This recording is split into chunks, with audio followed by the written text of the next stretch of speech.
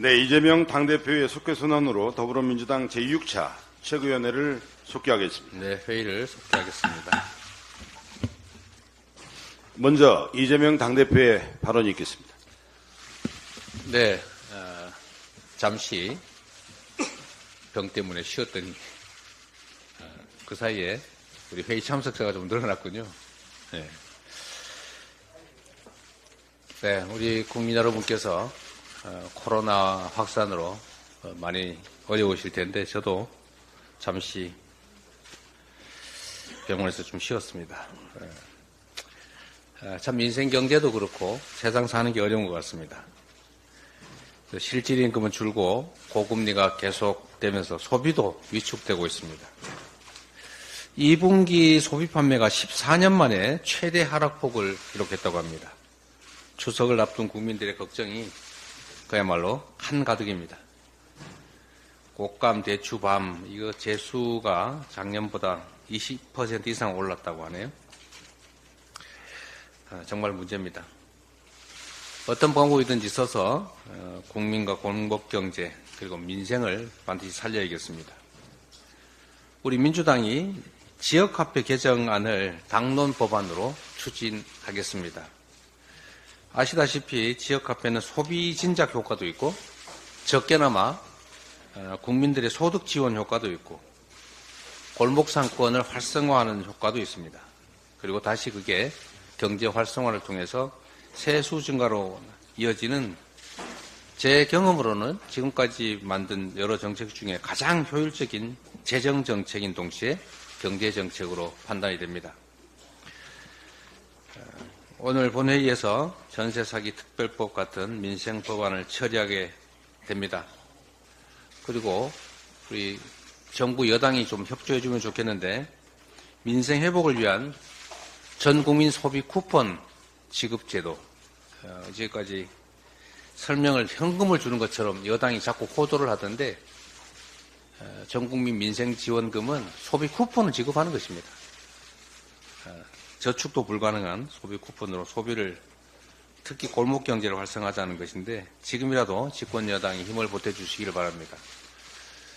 이 전 국민 소비 쿠폰 지급이 얼마나 경제 활성화에 도움이 되는지는 지난 코로나 때 우리 국민들이 직접 체험하셨습니다.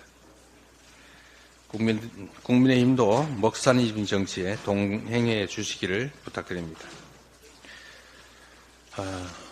먹고 사는 문제뿐만 아니라 지금 건강하게 사는 문제도 심각합니다. 모든 국민들이 걱정하시는 것처럼 대한민국의 의료 시스템이 붕괴 위기입니다. 상반기에 응급실 뺑뺑이 때문에 사망한 분들이 작년보다 훨씬 늘어났다고 합니다. 지금 이 순간에도 응급실에 가지도 못하고 앰뷸런스 안에서 발만 구르는 그 환자와 가족들이 너무 많을 것입니다. 이 정부가 이에 대해서 근본적인 대책을 세우는 게 아니라 경증 환자를 분산하겠다면서 응급실 본인 부담률을 90%까지 인상했습니다. 이게 대책입니까? 차라리 응급실 앞에 경찰 세워두고 검문하는 게 나을지도 모르겠습니다. 응급실 본인 부담금을 올리는 이런 엉터리 대책이 아니라 근본적인 대책을 신속하게 마련해야 합니다. 대화도 하고 소통도 하고 그리고 의사 정원 2,000명 올리겠다. 그 2,000명의 근거가 대체 뭡니까? 2,000자에 집착했다는 그런 이상한 소문까지 있지 않습니까?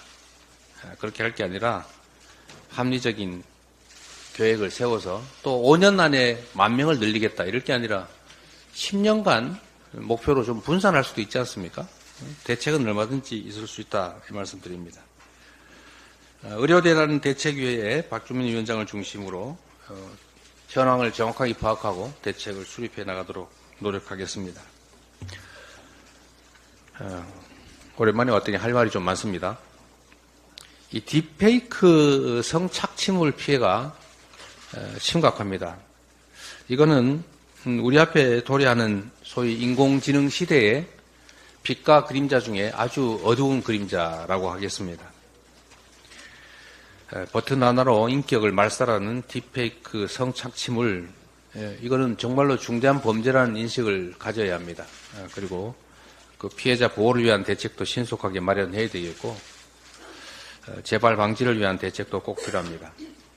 당 차원의 특위를 구성해서 정책 대안을 검토하고 신속하게 입법을 해 나가도록 하겠습니다. 거기에 덧붙여서 정부 여당도 집행권을 가지고 있기 때문에 당장 집행할 수 있는 실효적 대책을 마련해 주기를 부탁드립니다.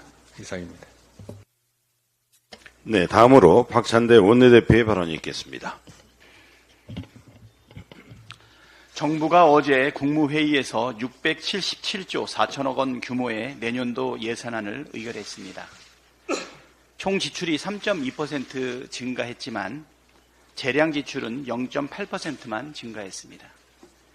최상목 기획재정부 장관은 언론 브리핑에서 민생 지원을 최우선으로 하고 미래 도약을 위한 체질 개선과 구조 개혁에도 중점을 두어 편성했다고 밝혔지만 내용을 뜯어보면 초부자 감세, 민생 외면, 미래 포기 예산안입니다.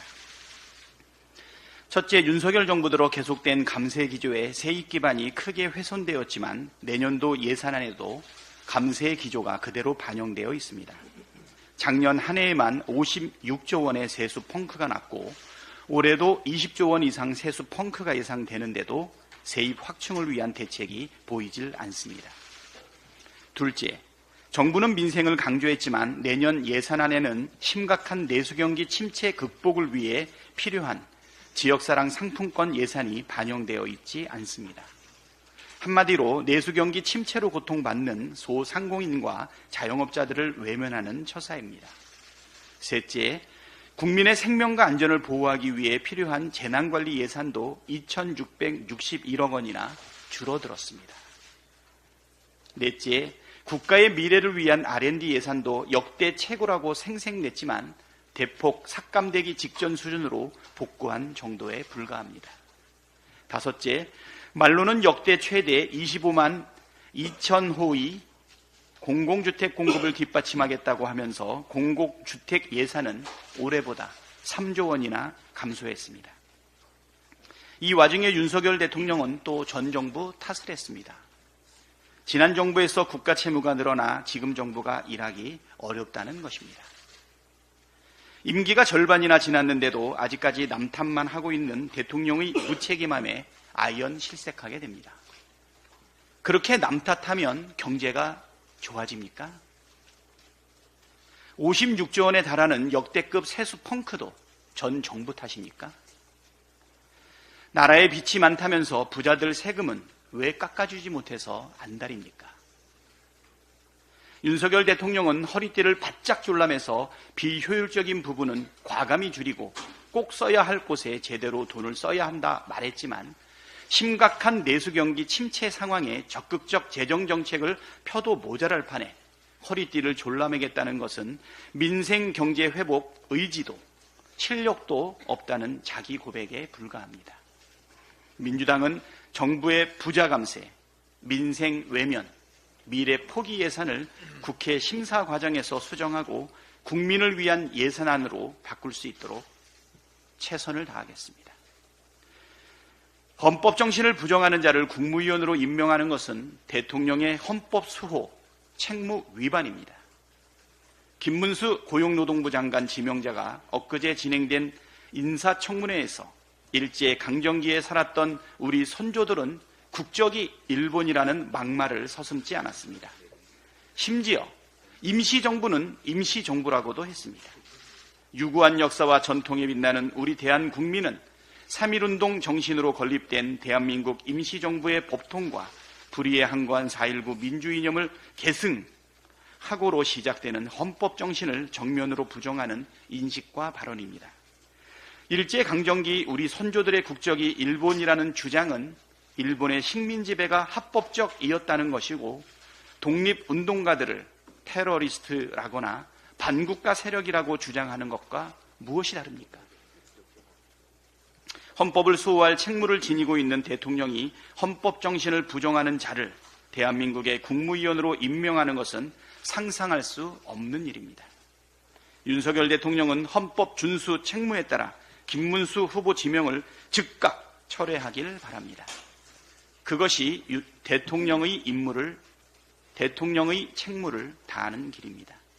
만일 일제 식민지배를 정당화하고 대한민국 헌법 정신을 부정하는 자를 국무위원에 임명한다면 헌법상 책무를 위배한 대통령이 될 것이라는 점 분명히 해야 됩니다.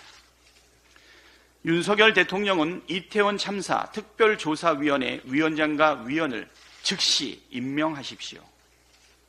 이태원 참사 특별법이 공포된 지 벌써 100일가량 지났는데 아직 특별조사위원회가 구성조차 되지 않고 있습니다. 윤석열 대통령이 특조위 위원장과 위원 임명을 하지 않고 있기 때문입니다. 특별법에는 법안 공포 30일 이내에 특조위원을 임명하도록 하고 있고 국회의장이 정부에 이태원 참사 특조위 위원 명단을 전달한 지도 50여일이 지났습니다. 인사검증 절차를 진행했어도 진작 끝났어야 할 기간입니다. 임명을 미룰 이유가 없습니다. 특조위 활동을 방해할 목적이 아니라면 윤석열 대통령은 하루빨리 특조위 위원장과 위원을 임명하길 바랍니다.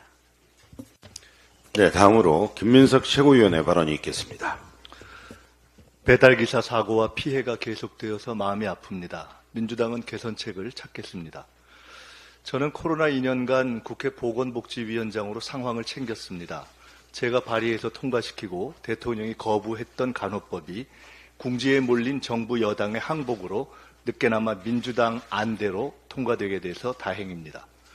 정치를 못하고 경제를 못한 정권은 있었지만 이 정권은 의료를 흔든 최초의 정권이 될 것 같습니다.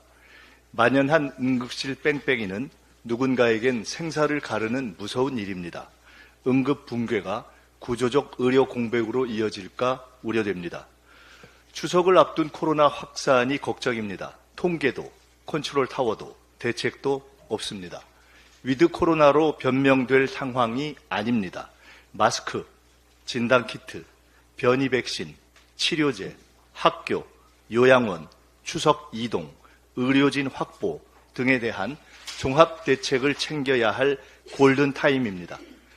K방역조차 비난하던 윤석열 정부의 자격지심이 제대로 된 코로나 대처를 막고 있는 심리적 요인으로 보입니다. 대통령과 정부 어디에도 코로나 확산에 대한 긴장감이 안 보입니다. 비교당하기 싫다고 피할 때가 아닙니다. 과거에 코로나 대처 베테랑들이라도 불러서 물어야 합니다. 국민 건강보다 자존심이 더 중요합니까? 한동훈 대표가 의료 대란에 한마디 나서니 솔직히 더 걱정됩니다. 한동훈이 툭 던지고 윤석열이 개무시하고 한동훈이 꼬리 내리는 루틴이 벌써 여러 번입니다. 한동훈 대표가 최혜병 특검 꼬리 내린 지 몇 시간 지났습니까? 확실히 바꾸도록 싸울 건지, 입국하고 있을 건지, 윤석열의 교정자인지, 아바타인지 이번엔 분명히 하기 바랍니다. 노래 가사처럼 이번 딱 한 번만이라도 제대로 끝까지 하는지 지켜보겠습니다. 윤석열 대통령에겐 한동훈 대표 말을 씹는 것보다 중요한 것이 국민 건강임을 생각하고 내면의 괘씸함을 내려놓기를 권합니다.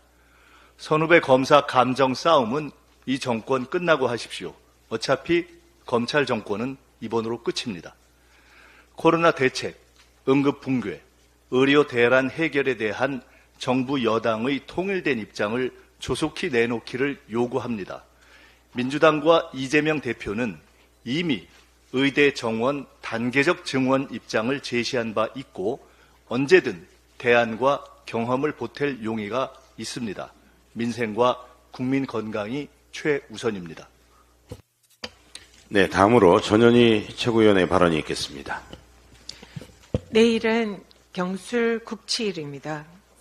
1910년 8월 29일 일제에 의해서 강제로 우리나라의 국권을 상실한 날입니다. 국가적 치욕이라는 그런 의미로 경술국치라고 합니다. 그런데 114년이 지난 오늘날 제2의 경술국치가 재현되고 있는 것 같습니다. 일제시대 우리 선조들의 국적은 일본이라는 김문수 고용노동부 장관 후보자, 1945년 광복을 인정하는 반헌법적 인식을 가진 김영석 독립기념관장, 중요한 것은 일본의 마음이라는 김태호 국가안보실 제1차장. 역사가는 다양할 수 있다라며 이들의 친일 망언을 옹호하는 정진석 대통령실 비서실장까지 윤석열 대통령이 임명한 인사들은 마치 친일 임명 사전을 보는 듯합니다. 국민들께서 114년 전 이 나라에 조선 총독부가 들어서도록 온 힘을 다했던 밀정들이 윤석열 정권에서 다시 부활한 것 아니냐라고 묻고 있습니다. 그야말로 제2의 경술국치의 재현인 것 같습니다.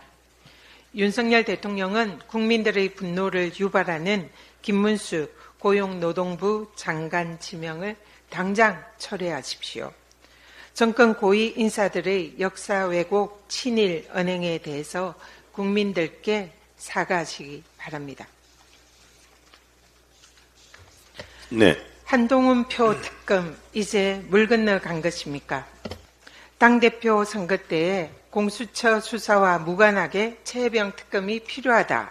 제3자 대법원장 추천 특검하자라고 주장을 했던 한동훈 대표가 선거가 끝난 후에 이제 말을 바꿔서 특검 말고 공수처 수사를 지켜보자라고 얘기합니다. 자신의 말에 책임지는 집권 여당 대표다운 모습은 찾아보기가 힘듭니다. 자당의 국회의원들이 특검법 동의조차 이끌어내지 못하는 무능한 리더십, 모처럼 내놓은 의료대란 해법도 대통령실로부터 단칼에 거부당하는 권한 없는 허울뿐인 당대표가 아닙니까? 의지도 용기도 없는 용산 꼭두각시 집권여당 대표가 아니라면 지금이라도 야당과 진정성 있게 특검법 추진에 임하시기 바랍니다. 네, 다음으로 한준호 최고위원의 발언이 있겠습니다. 네, 지난 26일 지극히 당연하고 상식적인 법원의 결정이 나왔습니다. 서울행정법원이 이진숙, 김태규 2인 체제 방통위가 새로 임명한 MBC 대주주 방송문화진흥회 이사 6명의 임명 처분에 대해서 집행정지 결정을 내린 것입니다. 네, 이로써 마지막 남은 공영방송 MBC를 지키고자 하는 국민의 희망과 염원을 이어갈 수 있게 됐습니다. 이번 결정문을 보면 법원은 방통위법은 방송의 공정성과 독립성을 보장하고 그에 대한 사회적 신뢰를 확보하기 위한 구체적인 방법으로서 기본적 원칙적으로 정치적 다양성을 반영한 5인의 상임위원으로 구성된 회의를 전제하고 있다고 볼 수 있다고 하여 2인 체제 의결이 적법하다는 국민의힘 측 주장을 사실상 배척했습니다. 제가 좀 이 판결문을 좀 정리를 했는데요. 또한 단지 2인의 위원으로 피신청인 방통위에게 부여된 중요 사항을 심의 의결하는 것은 방통위법이 추구하는 입법 목적을 저해하는 면이 있다고 볼 수 있다라고 해서 2인 체제 위법 소지를 재차 확인을 했습니다. 이것은 지난 12월 맨 위에 있는데요. 서울고등법원 집행정지 결정에서의 입법 목적을 저해할 우려가 있는 경우라는 표현보다 훨씬 더 명확한 표현을 사용을 한 것입니다. 네, 고맙습니다. 자, 이처럼 법원이 보다 확정적인 단어를 사용해서 위법 소지를 지적한 것은 이 2인 체제 방통위가 정상적이지 않다는 시그널을 여러 차례 주는데도 이같이 같은 잘못을 반복하는 정부 여당에 대한 강력한 경고 메시지라고 볼 수 있습니다. 자, 앞으로도 비정상적인 2인 체제 의결을 고수를 한다면 이는 방송장악을 향한 윤석열 정권의 집착을 자인하는 것일 뿐만 아니라 사법부를 무시하면서 추악한 정치적 야욕을 드러내는 것과 다름이 없을 것입니다. 거듭 말씀드리지만 방송사법은 공영방송의 지배구조를 개선하고 기형적인 2인 체제, 방통의 인사 전횡을 방지해서 공영방송을 정상화시키기 위한 법안입니다. 국민의힘은 공영방송의 정치적 예속을 끊어내고 국민에게 돌려주기 위한 방송사법 개정에 적극 동참해야 합니다. 국민의힘이 윤석열 정부의 방송장악 시도에 끝까지 동참을 한다면 언론 탄압의 부역자로 남아서 역사의 죄인으로 기록될 수 있음을 명심해야 될 것입니다. 그리고 한 언론 보도에서 김건희 여사가 환경부 사업에도 영향력을 행사한 정황이 포착됐습니다. 이 보도가 사실이라고 한다면 법적으로 공직자는 아니라던 김건희 여사가 버젓이 국정에 관여한 꼴이 됩니다. 서울 양평고속도로 종점 변경 의혹, 대통령 관저 불법 증축공사 의혹, 명품백 수수 의혹에 이어서 정부 사업 개입 의혹까지 파도 끝이 없습니다. 이쯤 되면 이런 말도 가능할 것 같습니다. 모든 대통령 일가 의혹은 김건희로 통하고 모든 수사는 김건희에서 막힌다. 박근혜 최순실을 뛰어넘는 게이트, 이제는 특검을 통해서 확실하게 그 시시비비를 가려야 합니다. 이상입니다. 네, 다음으로 김병주 최고위원의 발언이 있겠습니다. 네. 윤석열 정권이 한일 동맹으로 가고 있다는 의심 점점 확신으로 변해가고 있습니다. 국방부 차관이 어제 국방위원회 전체회의에서 한일 상호 군수 지원 협정, 즉 악사 체결에 동의한다고 말했습니다. 그러면서 한미일 군사협력과 유사시 대북 억제력을 확고히 하고 대비태세를 강화하는 차원에서 필요한 조치라고 아주 충실하게 그 당위성을 설명했습니다. 그래놓고 뒤늦게 검토한 바 없다며 말을 바꿨습니다. 안타깝게도 복수 불만입니다. 엎질러진 물은 다시 주워 담을 수 없다는 뜻입니다. 이미 한일 동맹으로 가고자 하는 윤석열 정권의 속내는 드러난 것이나 다름없습니다. 악사는 유사시 군수 분야에서 탄약, 식량, 연료 등을 주고받도록 규정한 것입니다. 군사정보보호협정, 즉 지소미아와 함께 군사협력의 양대축으로 꼽힙니다. 이 두 가지 협정을 맺으면 사실상 동맹이나 마찬가지입니다. 악사는 이명박 정부였던 2012년도에도 한일 양국이 지소미아를 논의할 때 함께 추진했던 것으로 알려졌습니다. 당시에도 대통령실엔 대외전략비서관으로 김태호 국가안보실 1차장이 있었습니다. 대통령실 외교 1인자로 통하는 그가 한일 동맹으로 가는 징검다리를 놓고 있는 건 아닌지 의심하지 않을 수 없습니다. 일본과 동맹으로 가는 걸림돌을 제거하기 위해 독도와 가거사를 지우는 건 아닌지 의심하지 않을 수 없습니다. 김태호 차장은 또 어제 국회에서 자기 부정을 했습니다. 뉴라이트인가라는 질문에 아니라라고 답했지만 2007년도 이명박 후보를 지지하는 뉴라이트 백인 선서에 이름을 올렸던 것으로 확인됐습니다. 그러면서 대통령은 뉴라이트라는 의미를 정확히 모른다고 말했습니다. 세상이 다 아는 뉴라이트를 대통령이 모른다면 국정을 운영할 자격이 없습니다. 김태호 차장은 대통령을 모독하는 것입니까? 아니면 방탄하려는 것입니까? 대통령을 제대로 보좌할 자신이 없다면 이제 그만 그 자리에서 내려오시기 바라고 일본의 중요한 마음이나 챙기기 바랍니다. 또한 윤석열 정권 정부 독도 지우기 진상조사 특별위원회가 구성됐습니다. 전쟁 기념관, 지하철역, 군 정신교육교재 등에서 독도가 사라지고 있는 실태와 진상을 본격적으로 조사하고 알릴 것입니다.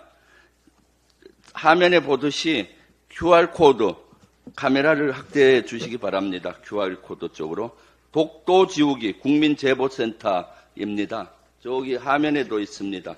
그리고 최근에는 경기도 성남시 청사에 있던 독도 실시간 영상관도 1년 전 사라졌다고 합니다. 저 화면은 의원회관 2층에 있는 독도 실시간 영상입니다. 독도를 CCTV처럼 24시간 독도 현황을 볼 수 있는 것을 KBS에서 2005년도부터 제작을 해서 서비스를 제공하고 어저께 KBS에 확인하니까 420곳에 저것이 설치되어 있습니다. 그런데 성남시 청사에 저 독도 실시간 영상이 1년 전에 철거됐다는 제보를 받고 지금 확인 중에 있습니다. 이 밖에도 제보가 잇따르고 있지만 아직 부족합니다. 국민 여러분들의 적극적인 제보를 부탁드립니다. 하나만 더 하겠습니다. 대한민국의 자랑스러운 차세대 전투기 KF-21 개발 사업이 막바지에 이르렀습니다. 그러나 공동개발국인 인도네시아가 당초에 약속했던 1조 6천억 원의 분담금 중에 6천억 원만 납부하겠다는 입장입니다. 즉 1조 원을 못 내겠다는 겁니다. 사실상 국민의 혈세 1조 원으로 메꿔야 하는 위기입니다.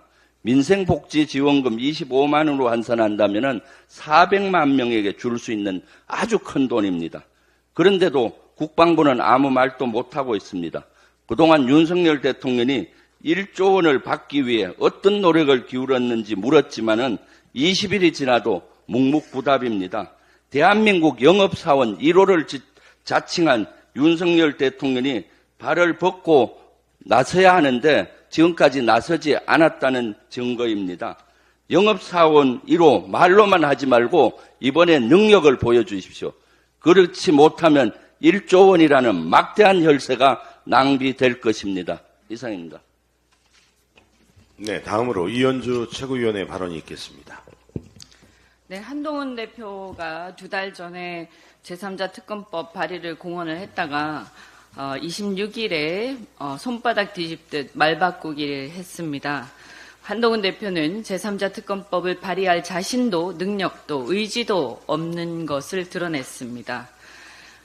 지금까지 한동훈 대표가 김건희 명품백 수수 혐의라든가 그 무혐의 처분이라든가 제3자 특검법에 대해 보여준 태도로 볼 때 윤석열 정권과 차별화하기는커녕 과거 전두환 노태우 사례처럼 차별화 쇼를 할 능력도 의지도 없다는 게 증명이 됐습니다.